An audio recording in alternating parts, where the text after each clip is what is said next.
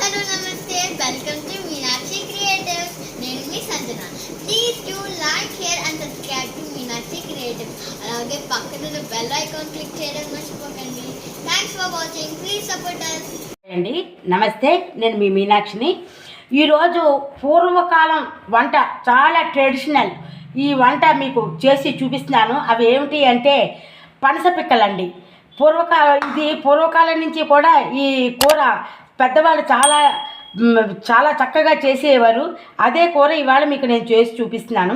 పనస పండులో వచ్చిన పిక్కలు ఉంటాయి కదండి, ఆ పిక్కల్ని శుభ్రంగా కడిగి ఎండబోసుకుని ఆ ఎండబోసుకున్న వాటిని తీసి మళ్ళీ ఇలాగా ఈ పిక్కలు ఎలా తీయాలో మీకు చూపించడానికని చెప్పేసి నేను మళ్ళీ మీకు చూపిస్తున్నాను. ఇలాగా ఇలా పిక్కని ఇలా కొడితే దీని తాలూకా రేసులన్నీ వచ్చేస్తాయి. ఇలా రేసులు ఉంటాయి కదా, ఈ రేసులన్నీ కూడా వచ్చేస్తాయి. ఇలా రేసులు తీయకపోతే గుచ్చుకుంటాయండి. ఇవి ఉడకవు సరికదా, నోటికి గుచ్చుకుంటాయి. ఇవి ఆవ పెట్టి చేసుకుంటే ఆ టేస్టే వేరబ్బా, అంత టేస్టీగా ఉంటుంది ఈ కూర. ఒక్కసారి చేసి చూడండి, మళ్ళీ ఇదే కూర చెయ్యాలి అనుకుంటారు. మనకి వేసవి వచ్చిందంటే ప్రకృతి తల్లి మనకి ఎన్నో రకాలైన పనసకాయలు, పనస పళ్ళు, తర్వాత మామిడికాయలు, మామిడి పళ్ళు, ఎన్నో రకాలైన ఫలాల్ని మనకి అందిస్తుంది ప్రకృతి మాత. అందులో ఇదొకటి. ఇలాగా తీసుకుని ఇలా పిక్కలన్నీ ఇలా ఒలుచుకుని పక్కన పెట్టుకోవాలి.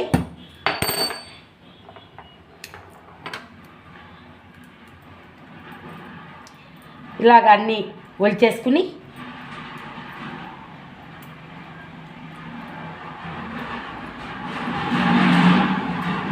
చూశారు కదండి, ఇలాగ తీసేసుకోవాలన్నమాట.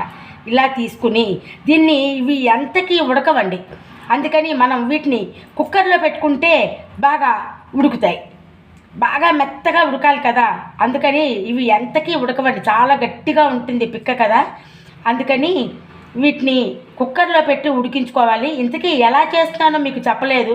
ఈ పనస పిక్కల కూర ఆవ పెట్టి చేస్తున్నానండి. ట్రెడిషనల్, ఇది పూర్తిగా పూర్వకాలం నాటి కూర అన్నమాట. ఇది చేసుకుంటే ఆవ వల్ల ఎన్నో ఉపయోగాలు ఉన్నాయండి. ఆవ తినడం వల్ల షుగరు, బీపీలు కూడా కంట్రోల్లో ఉంటాయని పెద్దలు చెప్పారు. దీంట్లోకి నువ్వుల పప్పు, దీనికి కావాల్సిన ఇంగ్రీడియంట్స్ మీకు చూపిస్తున్నాను. పనస పిక్కలు ఇలా కొట్టుకున్నవి, పనస పిక్కలు, ఉప్పు, ఎండుమిరపకాయలు, ఆవాలు, అలాగని నువ్వుల పప్పు, తెల్ల నువ్వుల పప్పు, కొంచెం బియ్యం నానవేసుకున్నవి, కొద్దిగా బియ్యం నానవేసుకోవాలండి.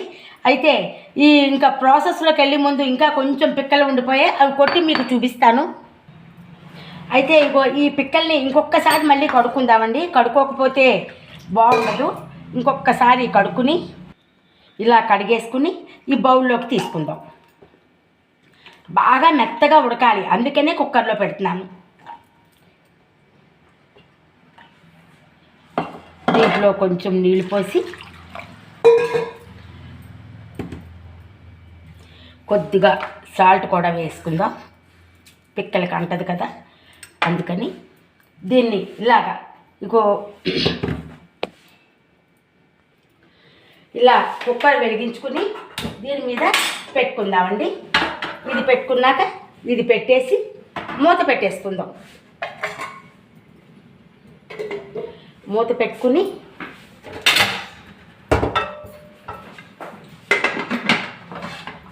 కుక్కరు విజిల్స్ వచ్చాక మళ్ళీ మిగతా ప్రాసెస్ చూద్దాం. ఇది చూసారండి, విజిల్స్ వచ్చాయి. ఎక్కువ విజిల్స్ రావాలి, ఎందుకంటే అవి గట్టిగా ఉంటాయి, వేగంగా ఉడకవు.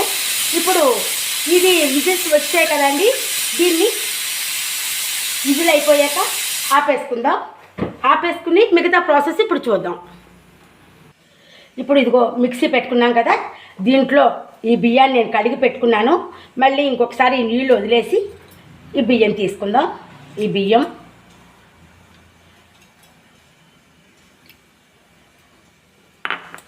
ఈ నువ్వుల పప్పు ఎంత ఎక్కువ వేసుకుంటే ఆవకూరలకి అంత బాగుంటుంది.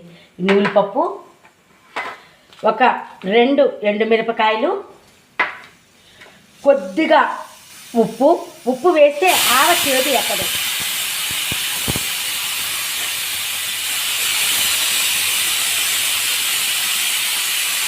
దీంట్లో కొద్దిగా నీళ్లు వేసి దీన్ని మిక్సీ పట్టుకుందాం.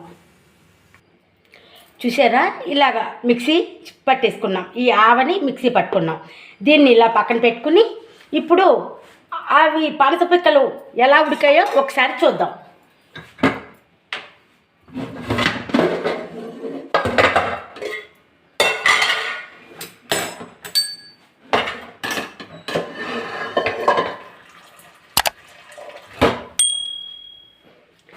చూసారా, పనస పిక్కలు ఇలాగా ఉడికిపోయాయి. చాలా చక్కగా మెత్తగా ఉడికిపోయాయండి. వీటిని ఇప్పుడు మనం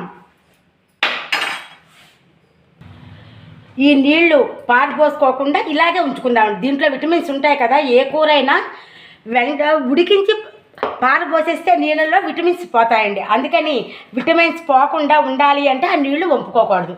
ఇప్పుడు స్టవ్ వెలిగించి బాగా పెట్టుకుందాం. స్టవ్ వెలిగించి ఇలా బాగా పెట్టుకుని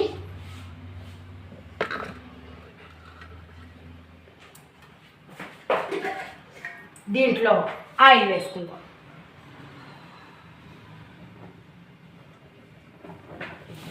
దీనికి ఎక్కువ నూనె పట్టదండి, కొద్దిగానే నూనె పడుతుంది. దీంట్లో ఇప్పుడు ఆవాలు ఎక్కువ వేయక్కర్లేదండి, ఇది ఆవకూర కదా. మినప్పప్పు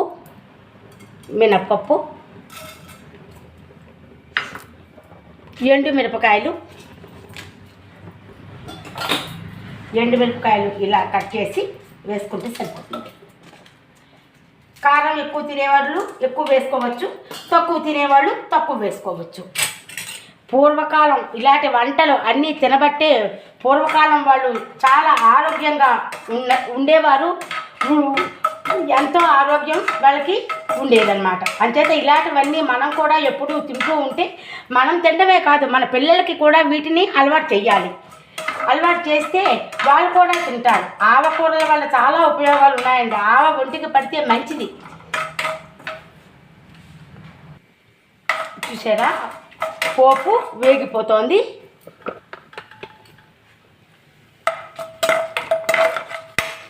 ఇలా వేగిపోయాక ఎర్రగా వేగాలి. పోపు ఎంత చక్కగా ఎర్రగా వేగితే కూర అంత టేస్ట్గా ఉంటుంది. కూరే కాదు, ఏదైనా సరే పోపు వేగడాన్ని బట్టి మనకి టేస్ట్ పెరుగుతుంది.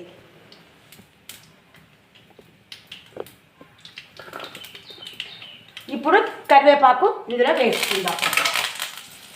ఈ కూర కూడా దీంట్లో వేసుకుందాం.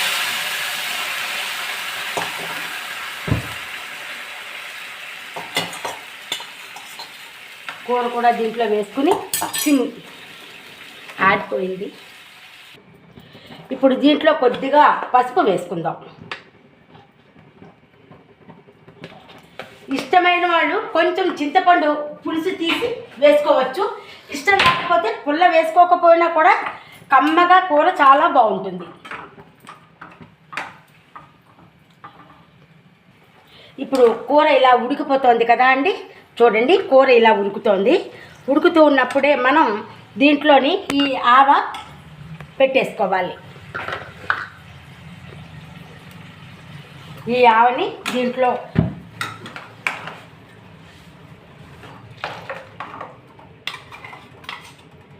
ఇలాగా ఆవ పెట్టుకోవాలి. చూసారా, ఎంతో టేస్టీ అయిన పనస పిక్కల కూర రెడీ అయిపోతుంది. చూడండి, చాలా టేస్టీగా ఉంటుందండి. అంతేకాకుండా ఒంటికి చాలా ఆరోగ్యం అండి. ఈ ఆవకూరలన్నీ కూడా పిల్లలకి కూడా చేసి పెడితే వాళ్ళకి కూడా అలవాటు అవుతుంది.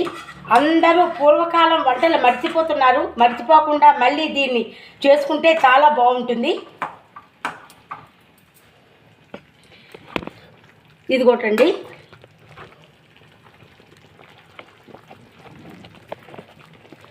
ఇలాగా ఉడికిపోతుంది కూర. ఇప్పుడు దీన్ని ఆపేసుకుందాం.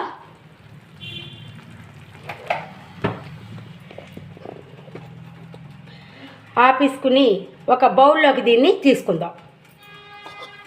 ఇలాగా ఒక బౌల్లోకి తీసుకుందాం.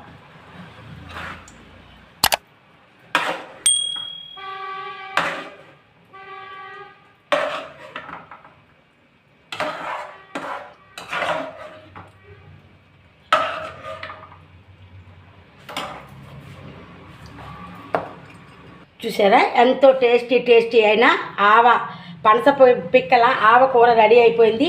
దీని మీద కరివేపాకుతో గార్నిష్ చేసుకుందాం. మీరు కూడా నచ్చితే లైక్ చేయండి, షేర్ చేయండి, బెల్ ఐకాన్ని క్లిక్ చేయండి. కొత్త నోటిఫికేషన్స్ మీకు వస్తాయి. అంతేకాకుండా కోవిడ్ ఎక్కువగా ఉంది కదండి, అందరూ కూడా మాస్క్ ధరించే బయటికి వెళ్ళండి, శానిటైజర్ వాడండి, సామాజిక దూరాన్ని పాటించండి. ఆరోగ్యమే మహాభాగ్యం. అందరూ కూడా ఆరోగ్యంగా ఉండాలని మనస్ఫూర్తిగా కోరుకుంటున్నాను. నమస్తే, ఉంటాను. మీ మీనా.